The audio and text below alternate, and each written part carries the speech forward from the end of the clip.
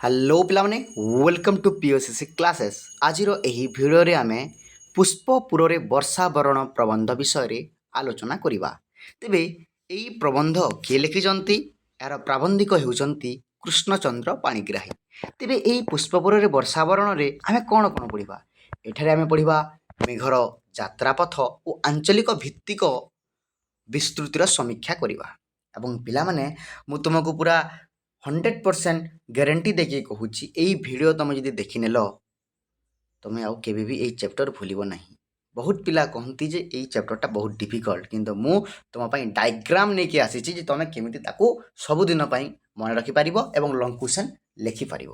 Okay पिला माने तेरे देखा पुष्पपुर रे वर्षावरण प्रबंधर प्राबंधिक प्रोफेसर कृष्णचंद्र पाणिग्राही मेघ को जड़े मानवीय वार्तावाह रूपे कल्पना करी पुष्पपुर आरंभ करी समग्र ओडिशार विभिन्न अंचल को बारीपात करने अनुरोध करिसेंती। यात्रा पथरे ओडिशार प्राकृतिक सांस्कृतिक और ऐतिहासिक दिग को अति निपुण भाव में वर्णना करा जायछि।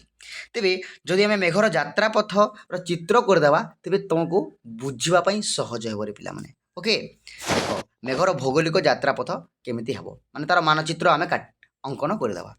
प्रथमे कौन कौटी वर्षा हे पिला माने प्रथमे आमर आरंभ होची कौन पाटना जहाँ आम पुष्पपुर बोली कहूँ पुष्पपुर रे वर्षा आरंभ हेबो कौनटा को जीव ओडिशा को जावाई अनुरोध कर तो वनवासी अंचल को प्रथम जीव माने पहाड़िया अंचल को तापर कौनटा को जीव तापर जीव वनवासी अंचल होकी महावन गिरिपथ मेघासन गंधमार्दन पर्वत को जीव तापर सेठारु संबलपुर अंचल को जीव जोटा कि शस्यागार बोली कह जाउछि तापर संबलपुर होकी कौनटा को जीव आमर महानदी को जीव।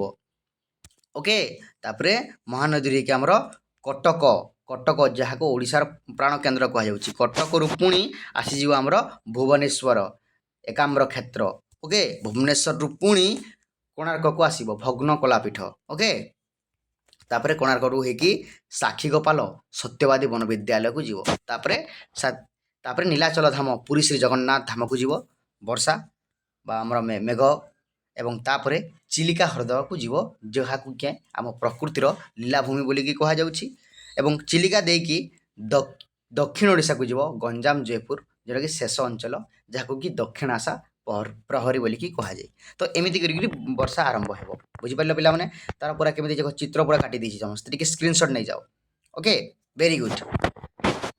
ओके पिला माने क्लास स्टार्ट करबा पूर्व मु गोटे कथा कहि दउछि पंचसखा ऑनलाइन कोचिंग सेंटर विषय जोटा केवल +2 सेकेंड इयर आर्ट्स पिला पूरा संपूर्ण मागणा। हाँ पिला माने ठीक शुणिल मागणा तुमको टंका टी भी मगा जीव नाही जे कौन हे ना यही आम कोचिंग रे आम दुईटे क्लास करूँ सकाले गोटे क्लास संध्यारे गोटे क्लास टपर मानकर नोट मिलिबो तुमको पीडीएफ आकार सब जिनिस मिल जिवो 10 वर्षर क्वेश्चन प्रैक्टिस करा जिवो 4टी एक्सपीरियंस टीचर तुमको पढ़ाइबे मॉक टेस्ट प्रैक्टिस करा हेबो तुमरो डाउट क्लियर सेशन हेबो मिशन टपर क्लास हेबो तुम केमिति भाव में बोर्ड एग्जाम रे भल मार्क आनिब भल स्कोर करिवो ताहार दायित्व होची आमर एथिपई आमे तुम ठारू टंकाटी मध्य नेबु नाही पूरा संपूर्ण मागणा पढ़ाइबो पिला माने। तेणु तुम जदि जॉइन हेबा चाहूच तेबे स्क्रीन रे जो नंबर अछि सेही नंबर को कांटेक्ट करो 9827406132। तेबे पिला माने एई जो प्रबंध अछि सेटा कोथरु आसीची आमर कृष्णचंद्र पाणिग्राहींकर प्रसिद्ध प्रबंध संकलन प्रबंध मानसरू आसीची प्रबंध मानसरू आमर एई पुष्पपुर रे वर्षावरण आसीची। ओके तेबे प्रथमे आलोचना करिबा प्राथमिक आवाहन और पुष्पपुर रे मेघर आगमन प्राबंधिक प्रबंधर आरंभ रे पुष्पपुर जोटा कि वर्तमान पाटना सहर सेठारे मेघ बा बारीबाहा को स्वागत जणाइछंती। मेघर स्निग्ध कज्ज्वलकांति पुष्पपुर प्रासाद और अट्टालिका गुड़िकरे एक अपूर्व नेत्रोत्सव सृष्टि करिछि। कालिदास को विरही यक्ष निज प्रिया पाखक वार्ता पठेवाई मेघ को पूजा करथिला बेले प्राबंधिक व्यक्ति विशेषर स्वार्थ अपेक्षा गोष्ठी बा समाजर कल्याण को बड़ बोली मन करिसंती। तो जेतेबेले प्रबंध आरंभ होउछि प्रबंधर आरंभ रे आमे देखिबा जे हमर प्राबंधिक पाणिग्राही आज्ञा से गोटे सोर्स को नहीं गोटे रेफरेन्स कर ना कालिदास जो कौन आमर विरही यक्ष विषय जे कालिदास जिते बेले लिखिं विरही यक्ष विषय जे विरही यक्ष माने किए यक्षटीए जे जहाँ कि निर्वासित कर दिया से निजर प्रिया पाखक निजर प्रेमिका पाखक निजर स्त्री पाखक गोटे कौन ଚିଠି ଲେଖିଥିଲା କାହା ମାଧ୍ୟମରେ ମେଘ ମାଧ୍ୟମରେ ମେଘକୁ ପୂଜା କରିକି ସେ ଚିଠି ଲେଖିଥିଲା। ତ ପ୍ରାବନ୍ଧିକ ଏଠାରେ ଗୋଟେ କଟାକ୍ଷ କରିଛନ୍ତି ଯେ ହେ ମେଘ ହେ ବାରିଦ ହେ ବାରିବାହ ତମେ ଯଦି କାଳିଦାସଙ୍କର ସେଇ ବିରହୀ ଯକ୍ଷର କଥା ଯଦି ମାନୁଛ ସେଇ ବିରହୀ ଯକ୍ଷ ପାଇଁ ତମେ ଯଦି ଗୋଟେ ମେସେଞ୍ଜର ହେଉଛ ତମେ ତାର ପ୍ରେମକୁ ତାର ଭାବନାକୁ ତମେ ଯଦି ତମର ମାନେ ବାରିବାହ ହିସାବରେ ତମେ ତା ପାଖକୁ ପଠଉଛ ତେବେ କ'ଣ ଗୋଷ୍ଠୀ ବଡ଼ ନୁହେଁ କ'ଣ ସମାଜ ବଡ଼ ନୁହେଁ ତମେ ଯଦି ଗୋଟେ ବ୍ୟକ୍ତିର ମଙ୍ଗଳ କଲ ତେବେ କ'ଣ ତମେ ସାରା ସମାଜର ମଙ୍ଗଳ କରିପାରିବ ନାହିଁ କି ବୋଲିକି କହିଛନ୍ତି। ତେଣୁ ସେହି ପ୍ରସଙ୍ଗରେ କ'ଣ କହିଛନ୍ତି ଯେ ବ୍ୟକ୍ତି ବିଶେଷର ସ୍ୱାର୍ଥ ଅପେକ୍ଷା ସମଗ୍ର ଗୋଷ୍ଠୀ ବା ସମାଜର କଲ୍ୟାଣ ବଡ଼ ବା ଶ୍ରେୟସ୍କର। ବୁଝିପାରିଲେ ପିଲାମାନେ। ତେବେ ଜଲାକାରରେ ହାହାର ହେଉଥିବା ଓଡ଼ିଶା ଆମର ପ୍ରିୟ ଜନ୍ମଭୂମି ଉତ୍କଳର ମଙ୍ଗଳ ପାଇଁ ସେ ପୁଷ୍ପପୁରରେ ସ୍ୱକର୍ମ ସାରି ଶୀଘ୍ର ଉତ୍କଳ ପଥରେ ଗତି କରିବାକୁ ମେଘକୁ କାତର ଅନୁରୋଧ କରିଛନ୍ତି। ଯେ କହିଛନ୍ତି ମେଘ ତମେ ଏଇ ପୁଷ୍ପପୁର ଏଇ ଅଧୁନା ପାଟନା ସହରରେ ବର୍ଷା କର ଏବଂ ବର୍ଷା କରିସାରିଲା ପରେ ମୋ ଜନ୍ମଭୂମି ଉତ୍କଳକୁ ବା ଓଡ଼ିଶାକୁ ଚାଲିଯିବ। ଓକେ। ତେବେ ଉତ୍କଳ ପ୍ରାକୃତିକ ଶୋଭା ଏବଂ ଜନ୍ମଭୂମିର ପରିଚୟ ଲେଖକ କିପରି ଭାବରେ ଦେଇଛନ୍ତି ବାରିବାହକୁ କେମିତି ଭାବରେ କହିଛନ୍ତି ଯେ ଏଇଟା ହେଉଛି ମୋର ଉତ୍କଳ। ପ୍ରାବନ୍ଧିକ କହିଛନ୍ତି ଯେ ଉତ୍କଳ ଭୂମି ଚିହ୍ନିବାକୁ ଯାଇ କବି ମାନେ ପ୍ରାବନ୍ଧିକ କହିଛନ୍ତି ଉତ୍କଳ ହେଉଛି କୋଟିବୀର ପ୍ରସବିନୀ କୋଟି କୀର୍ତ୍ତି କିରୀଟିନୀ ନଦୀମାଳା ସୁଶୋଭିତା ଏବଂ ପ୍ରଚ୍ଛନ୍ନ ରତ୍ନଧାରିଣୀ ସୁଜଲା ସୁଫଲା ଶସ୍ୟ ଶ୍ୟାମଲା ଏଇ ଆମର ଉତ୍କଳ ମାତା। ଏହାର ଏକ ଦିଗରେ ତାଳ ତମାଳ ନାରିକେଳ ବନରେ ସୁଶୋଭିତ ମହୋଦଧିବା ସମୁଦ୍ର ବେଳାଭୂମି ରହିଛି ଏବଂ ଅନ୍ୟ ଦିଗରେ ତୁଙ୍ଗ ପର୍ବତମାଳା ଓ ନିବିଡ଼ ଅରଣ୍ୟ ସବୁଜିମା ରହିଛି। ବିଜୁଳି ଓ ବଗୁଲି ସହ ଆକାଶର ମେଘରେ ଆବିର୍ଭୂତ ରୂପକୁ ଦେଖିବା ପାଇଁ ଉତ୍କଳର କୋଟି କୋଟି ଜନତା ଚାହିଁ ରହିଛନ୍ତି। ପ୍ରାବନ୍ଧିକ କହିଛନ୍ତି ଯେ ଗୋଟିଏ ପାଖରେ ଆମର କ'ଣ ତାଲ ତମାଳ ନାରିକେଳ ବନରେ ସୁଶୋଭିତ ହେଉଛି ଉତ୍କଳ ମାତା ତ ଅନ୍ୟ ପକ୍ଷରେ ବଡ଼ ବଡ଼ କ'ଣ ତୁଙ୍ଗ ପର୍ବତମାଳା ଏବଂ ଅରଣ୍ୟ ସବୁଜିମା ରହିଛି ଏବଂ ଏଇ ଆମ ଉତ୍କଳ ଓଡ଼ିଶା ଆପଣଙ୍କ ଅପେକ୍ଷା କରିଛନ୍ତି ବାରିବାହ ଆଁ କରିକି ସମସ୍ତେ ଆପଣଙ୍କର ଅପେକ୍ଷାରେ ରହିଛନ୍ତି।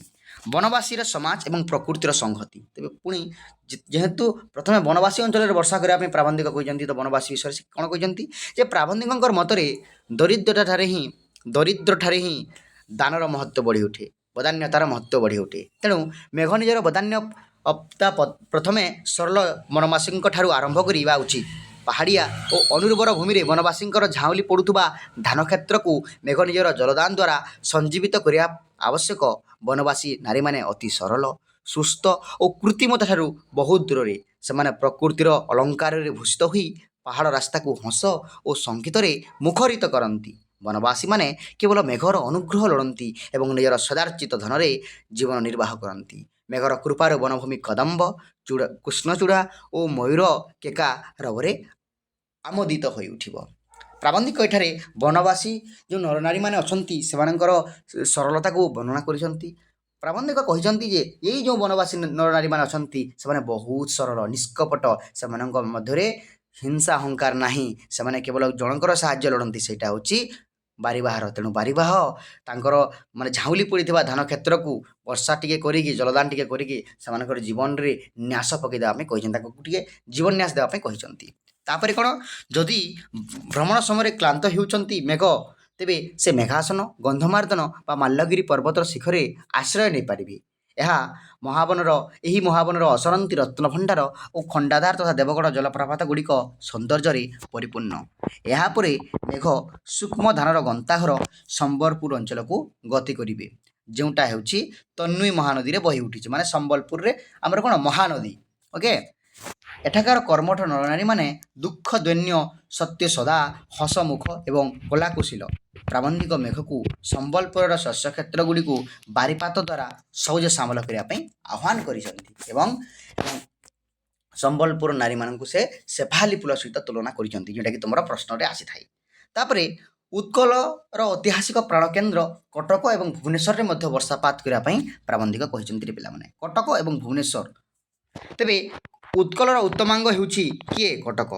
ପ୍ରଶ୍ନ ଆସିବ ଏମ୍ସିକ୍ୟୁ ଉତ୍କଳର ଉତ୍ତମାଙ୍ଗ କିଏ କଟକ। ଉତ୍କଳର ଏହି ଉତ୍ତମାଙ୍ଗ ଦିନେ ଗର୍ବିତ ଗଜପତିର ରାଜାମାନଙ୍କର ରାଜଧାନୀ ଥିଲା। ବିଡ଼ାନାସୀ ଓ ବାରବାଟୀ ଦୁର୍ଗର ଭଗ୍ନାବଶେଷ ଏବଂ ମର୍କତ କେଶରୀଙ୍କର ପଥରବନ୍ଧ ଏହାର ବୀରତ୍ୱର ମୁକ ସାକ୍ଷୀ।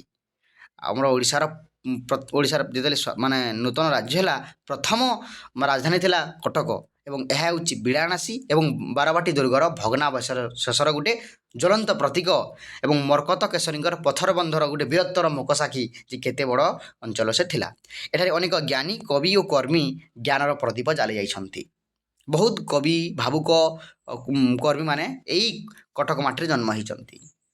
ଅତୀତ ଉତ୍କଳର ମାନଦଣ୍ଡ ସଦୃଶ ଦଣ୍ଡାୟମାନ ପ୍ରଭୁ ଲିଙ୍ଗରାଜ ଚାରୁଚୂଡ଼ା ପ୍ରତି ପ୍ରଣତି ଜଣାଇ ମେଘ ଆଗକୁ ବଢ଼ିବାକୁ ପ୍ରାବନ୍ଧିକ କହିଛନ୍ତି। ପୁଣି ଭୁବନେଶ୍ୱରକୁ ପହଞ୍ଚିବା ପାଇଁ କହିଛନ୍ତି। ଭୁବନେଶ୍ୱର ଲିଙ୍ଗରାଜର ଚାରୁଚୂଡ଼ାକୁ ଚୁମ୍ବନ କରିକି ଆଗକୁ ବଢ଼ିବା ପାଇଁ ପ୍ରାବନ୍ଧିକ ବାରିବାହକୁ ନିର୍ଦ୍ଦେଶ ପ୍ରଦାନ କରିଛନ୍ତି।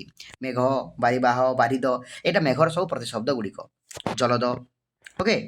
କୋଣାର୍କର ଗୌରବ ଏବଂ ସାକ୍ଷୀଗୋପାଳର ଆଦର୍ଶ ବିଷୟରେ ମଧ୍ୟ କହିଛନ୍ତି।